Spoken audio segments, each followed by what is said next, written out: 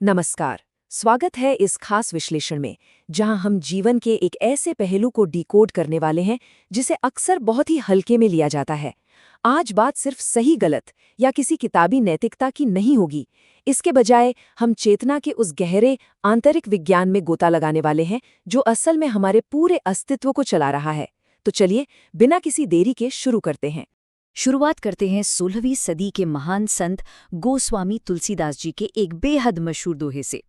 कर्म प्रधान विश्व करी राखा, जो जस करे सो तस फल चाखा।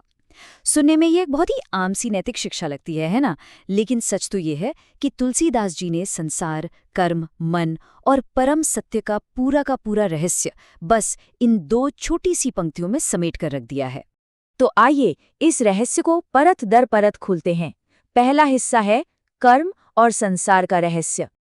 अब देखिए, इस दोहे को गहराई से समझने के लिए सबसे पहले विश्व यानी संसार शब्द को समझना होगा। प्राचीन भारतीय दर्शन के हिसाब से संसार का मतलब सिर्फ ये भौतिक पृथ्वी या हमारे आसपास की दुनिया नहीं है, बिल्कुल नहीं। इसमें हमारा अपना शरीर, हमारा मन, हमारे रिश्ते, समाज, प्रकृति, यहाँ तक कि जन्म और मृत्यु का पूरा चक्र शामिल है। आसान शब्दों में कहें तो दुनिया सिर्फ बाहर नहीं है, बल्कि मानव चेतना का पूरा आंतरिक जगत ही विश्व है। और ये पूरा ब्रह्मांड कर्म की ऊर्जा पर टिका है। कर्म प्रधान होने का सीधा सा मतलब है कि इस दुनिया में सिर्फ इच्छाओं से काम नहीं चलता। केवल प्रार्थना करने या भाग्य के भरोसे बैठे रहने से भी कुछ नहीं होता। यहाँ जो असल ऊर्जा काम करती है वो है कर्म। मतलब जो कुछ भी भीतर बोया जाएगा वही तो बाहर उगेगा, है ना? ये एक अटल नियम है।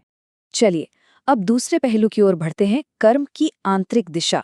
हम सब अक्सर यही सोचते हैं कि कर्म का मतलब सिर्फ हाथ पैरों से किया गया काम है, पर क्या वाकई ऐसा है? प्राचीन आध्यात्मिक ग्रंथों की माने तो कर्म मुख्य रूप से 3 अलग-अलग चरणों में पैदा होता है। सबसे पहले ये मन में एक बिल्कुल सूक्ष्म विचार के रूप में जन्म लेता है। उसके बाद ये वाणी या शब्दों के जरिए बाहर आता है और अंत में जाकर यह शरीर के माध्यम से एक भौतिक कार्य बनता है। और मजे की बात यह है कि यही तीनों मिलकर भाग्य तय करते हैं। तो सबसे अहम बात ये निकल कर आती है कि हर कार्य सबसे पहले चेतना के भीतर जन्म लेता है। उदाहरण के लिए क्रोध पहले मन के भीतर उठता है, उसके बाद ही वो कठोर शब्द बनता है। इसी तरह प्रेम पहले भीतर खिलता है, तब जाकर वो दयालु व्यवहार के रूप में बाहर झलकता है। लोभ पहले मन में आता है, फिर वो किसी गलत काम में बदल जाता है। इसलिए ये बाहरी दुनिया कुछ और नहीं, बस अंदर के कर्मों को दिखाने वाले एक दर्पण है। इंसान अंदर से जैसा होता है उसे ये संसार भी बिल्कुल वैसा ही दिखाई देता है। अब आते हैं तीसरे और बहुत ही दिलचस्प भाग पर। फल दंड नहीं बल्कि एक प्रतिध्वनि है। सदियों से हम इंसानों ने कर्म को एक तरह के ब्रह्मांडीय प्रतिशोध या सजा के रूप में गलत समझा है। एक आम धारणा है कि कोई ऊपर बैठा है जो लगातार हिसाब किताब रख रहा है और दंड दे रहा है, लेकिन असलियत इस पारंपरिक धारणा से एकदम अलग है। सच्चाई ये है कि ईश्वर ऊपर बैठ के कोई सजा नहीं बांट रहा। कर्म तो कारण और प्रभाव का एक बिल्कुल प्राकृतिक और स्वचारित नियम है, ठीक गुरुत्वाकर्षण की तरह। जीवन खुद एक गूंज या प्रतिध्वनि है। जैसा बीज बोया जाएगा पेड़ भी वैसा ही होगा। इसमें कोई दंड नहीं है, बस अपनी ही चेतना की वापस आती हुई आवाज है। इस सूक्ष्म विज्ञान को समझना बहुत ही आसान है। यदि भीतर हिंसा है तो उसका नतीजा अशांति ही होगा। यदि मन में छल है तो बाहर भय मिलेगा, लेकिन अगर भीतर सत्य है तो बाहर स्वतंत्रता मिलेगी। और यहाँ सबसे गहरी बात यह है कि ये तथाकथित फल कोई ऐसी चीज नहीं है जिसका इंतजार किसी दूर भविष्य में करना पड़े। बिल्कुल नहीं। हर कर्म उसी क्षण अपना फल देना शुरू कर देता है। जैसे ही क्रोध आता है, मन उसी पल जलने लगता है, और जैसे ही प्रेम उमड़ता है, हृदय तुरंत हल्का हो जाता है। यही कर्मफल का असली विज्ञान है। इस चर्चा को आगे बढ़ाते हुए आते हैं चौथे भाग पर। जीवन एक स्वाद है। दोहे की दूसरी पंक्ति पर गौर करें, जो जस करई सो तस फल चाखा। यहाँ एक बहुत ही कमाल की बात है। तुलसीदास जी ने भोगा या सहा जैसे शब्दों का इस्तेमाल नहीं किया, बल्कि उन्होंने चाखा यानी स्वाद लेने की बात कही है। ऐसा क्यों? क्योंकि जीवन कोई जेल की सजा नहीं है जिसे काटना पड़े। जीवन तो एक बहुत ही जटिल स्वाद है जो मन की अलग अलग स्थितियों से पैदा होता है। सच तो ये है कि स्वर्ग और नरक कोई भौगोलिक स्थान नहीं है जहां मरने के बाद जाना है, बल्कि वे अपनी ही चेतना के अलग अलग स्वाद हैं। इंसान अपनी आंतरिक स्थिति के हिसाब से लगातार अपने ही कर्मों का स्वाद चखता रहता है। लोभ का स्वाद हमेशा कड़वा होता है। अहंकार का स्वाद इतना भारी होता है कि वो इंसान को पूरी तरह थका देता है। वासना का स्वाद बहुत ही क्षणिक होता है, पल भर में गायब।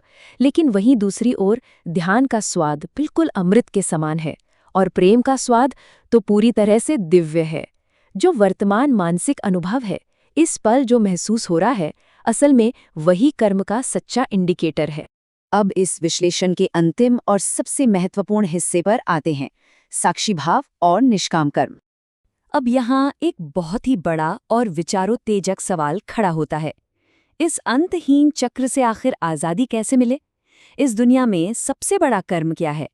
क्या ये ढेर सारा पैसा कमाना है, या बड़े बड़े धार्मिक अनुष्ठान करना, या फिर मीलों लंबी तीर्थ यात्राओं पर जाना है? जवाब शायद थोड़ा हैरान कर दे।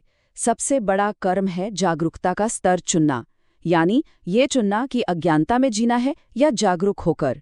जब बेहोशी या बिना सोचे समझे जीवन जिया जाता है तो आत्मा जंजीरों में बंधने लगती है और किया गया हर एक काम गले का फंदा बन जाता है।